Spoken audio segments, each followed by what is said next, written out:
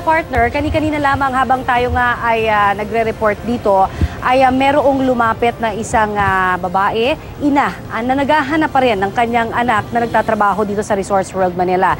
Nakausap natin si Ginang Lourdes Uy at ang sabi niya ay nakapag-text pa daw ang kanyang anak kagabi nang nagaganap itong pag-atake dito sa Resorts World Manila.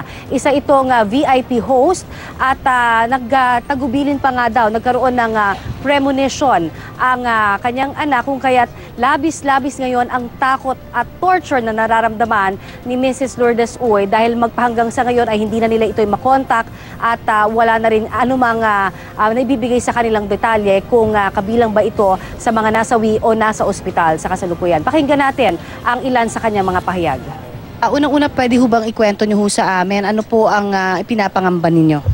Napangamba ko lang kung nasan yung daughter-in-law ko. Ang kailangan ko lang naman makita namin siya. Kasi sanay kami na tumatawag siya sa amin o nagte-text ko nasan siya. Hinahanap namin siya since 1 o'clock ng gabi kahapon. Nandito kami kanina pa, sabi nila, nag-check lang daw sila, nagki-clear lang sila. Naalaman lang namin sa ibang tao na meron na palang patay doon sa loob. Pero ayaw pa nilang paalam sa amin. Parang nililihim pa nila. Ang sa amin lang, ipakita naman nila sa amin yung anak namin. Gusto lang naman namin makita yun eh. Yun lang naman. Hindi ba nila kaya ibigay sa amin yun? Ang dami namin doon nag-aalala. Hindi namin alam kung nasa yung anak. Gusto namin malaman kung buhay ba o patay. Yun lang naman eh. Bakit ayaw nilang ipag-ibigay sa amin yung listahan? Yun lang naman po. Meron sabi niyo may premonition. Oo, may premonition ng anak ko. Kaya hindi rin ako makapag-ano. Kaya sabi ko nga, nagdadalawang isip ako kung buhay ba siya o patay. Pero nag-hope pa rin ako na baka nasa ospital. Kaya kami pupunta ngayon. Ano po yung premonition niya? Yun, tinicturean niya yung mga health card ng anak niya.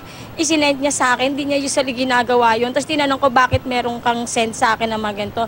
Tapos sabi lang niya, Mi, para lang sigurado, just in case na wala ako, magagamit mo yan para sa mga anak ko. Yun.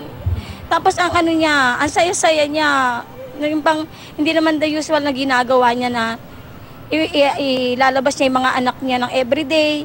Kasi 4 na araw yung bakasyon niya eh. Ngayon ko lang siya nakita na ganun kasaya, na nakikipagkwento sa mga kasambahay namin for the first time. Kaya ako, mixed emotion. Hindi ko alam kung buhay siya o sana nag-hope pa rin ako na buhay siya.